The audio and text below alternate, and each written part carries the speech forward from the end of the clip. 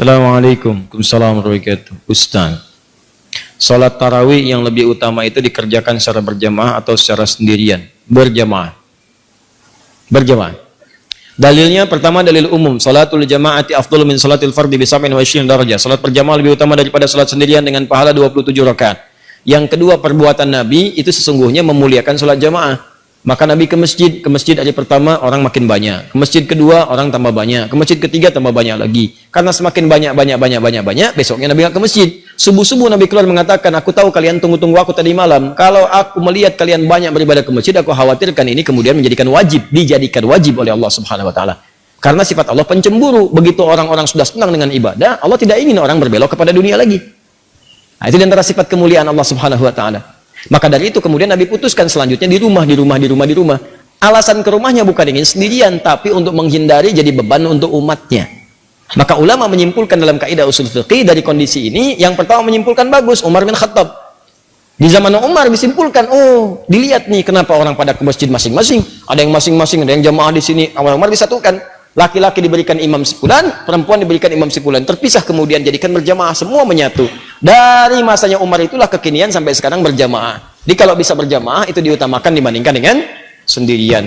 Salat yang disebut dengan qiyam. Sifat Nabi saat qiyam itu tenang, nyaman, berhenti sejenak di setiap 2 rakaat, berhenti, baca doa. Allahumma innaka afuwun tuhibbul afwa fa'fu anni. Allahumma innaka afuwun tuhibbul afwa fa'fu anni. Ya Allah, Engkau mencintai orang-orang minta maaf. Engkau maha pemaaf, maka aku mengakui aku banyak salah, aku minta maaf ya Allah, aku minta ampuni dosaku, minta. Anda ingat-ingat dosa-dosa Anda, mumpung Ramadan, minta dosa pada ayah, dosa pada ibu, dosa pada tetangga, dosa pada kerabat. Astagfirullah. Mengalir air mata Anda, maka berlaku hadis Al-Bukhari nomor hadis 37. Man qama ramadhana imanan wa ihtisaban ghufira lahu ma taqaddama min dhanbi. Siapa yang menunaikan qiyam Ramadan kemudian dia lakukan karena Allah, mencari pahala, dia bertobat di sela-selanya. Begitu tobat, jatuh air matanya, diampuni semua dosa-dosanya, gugur semuanya. Maka bacaan Nabi bergetar kepada jiwa. Salatnya tenang, istirahatnya setiap 2 rakaat. Ketenangan yang melahirkan kedamaian dalam jiwa berpengaruh kepada ruh. Maka disebut dengan tarwihah. Jamaknya disebut dengan tarawih. Di tarawih itu bukan nama sholatnya, tarawih itu sifatnya. Kalau ingin sholat tarawih, dipopulerkan oleh ulama tarawih. Kalau ingin sholat malam di malam Ramadan, tunaikan dengan tenang, nyaman, jangan buru-buru, santai, supaya ada getaran ke jiwa. Cari imam yang bagus, imam yang khusyuk, membuat Anda enak dalam mendengarkan bacaannya.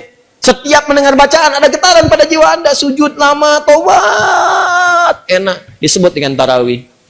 Itu yang dimaksudkan. Di tarawih itu sifatnya. Jadi jangan sampai terjadi Anda sholat 23 rakaat misalnya cuma 10 menit, yang 11 1 jam, yang 23 10 menit. Allahu Akbar. Paham ya? Ustaz, bagaimana saya menemukan imamnya bagus sekali, bacaannya enak, cuman suratnya kadang-kadang membuat saya gelisah. Allahu Akbar. Alif Lam Mim. Astagfirullah. Malam pertama, ya kan? Udah gelisah tiba-tiba Allahu Akbar. Cari niatkan niat. Kalau sudah niat, yang berat akan ringan, yang ringan tak akan terasa. Tapi jadi imam pun lihat keadaan makmum. Makanya setiap imam dicontohkan oleh Nabi berbalik, lihat makmumnya. Lalu dikatakan istau i'tadilu, sawu sufuf, fa inna tasfiyatas sufuf min iqamatis shalah. Ini kalimat-kalimat isyarah.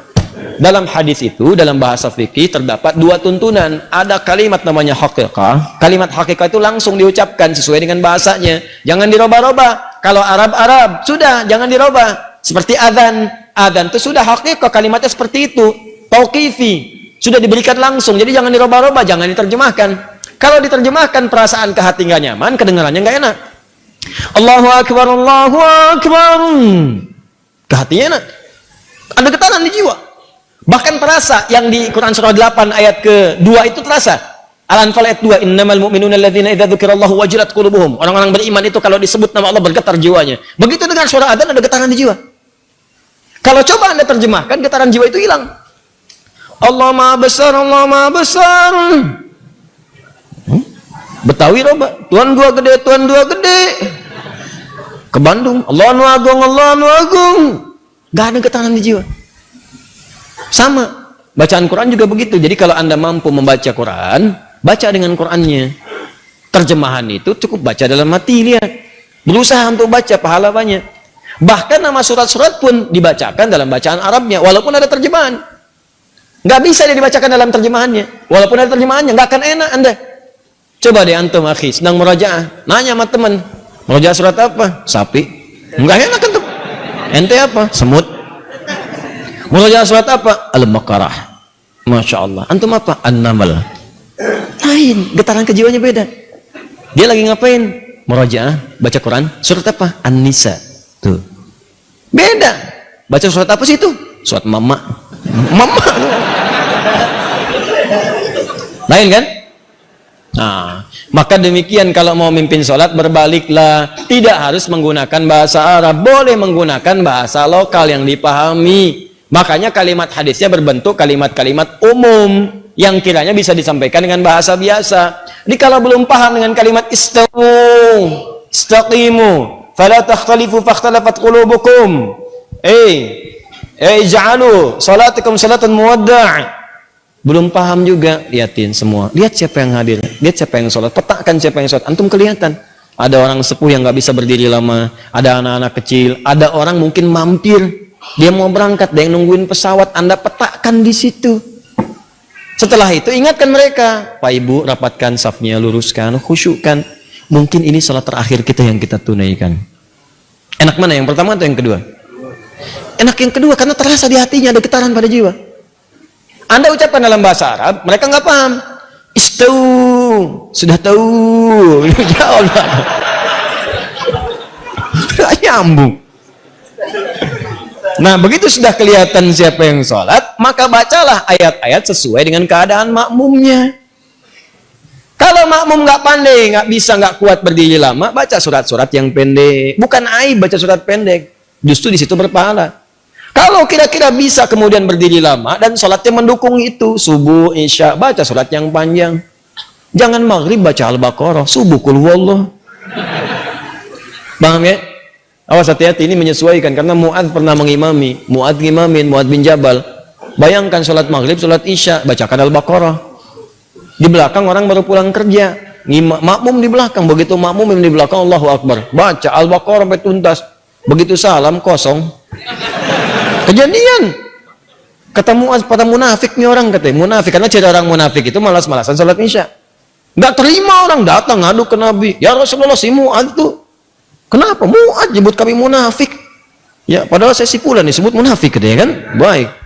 Sebut bisa. Setelah itu dipanggil Mu'adz, jadi klarifikasi. Ini klarifikasi, kalau ada yang kurang tepat klarifikasi. Mu'adz, apakah benar kamu mengimami baca Al-Baqarah? Benar ya Rasulullah. Kenapa kamu baca itu? Saya kan contoh Anda. Saya sholat di belakang Rasulullah. Rasulullah baca surat Al-Baqarah. Siapa yang saya rasakan itu yang saya praktekkan.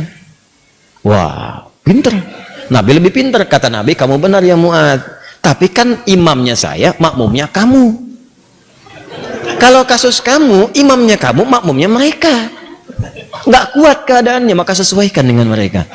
Paham ya? Baik. Cerita imam itu banyak. Nah, cerita imam banyak. Baik. Sama dengan cerita suami tanya kepada istri, ya, Mama, bisakah Mama mengizinkan Papa menjadi imam untuk Mama? Boleh Pak, Masya Allah, Mama senang sekali, Masya Allah, Alhamdulillah Mah. Kalau imam harus ada berapa Mah? Harus satu imam, tuh nggak boleh banyak. Kalau makmum boleh dua, boleh.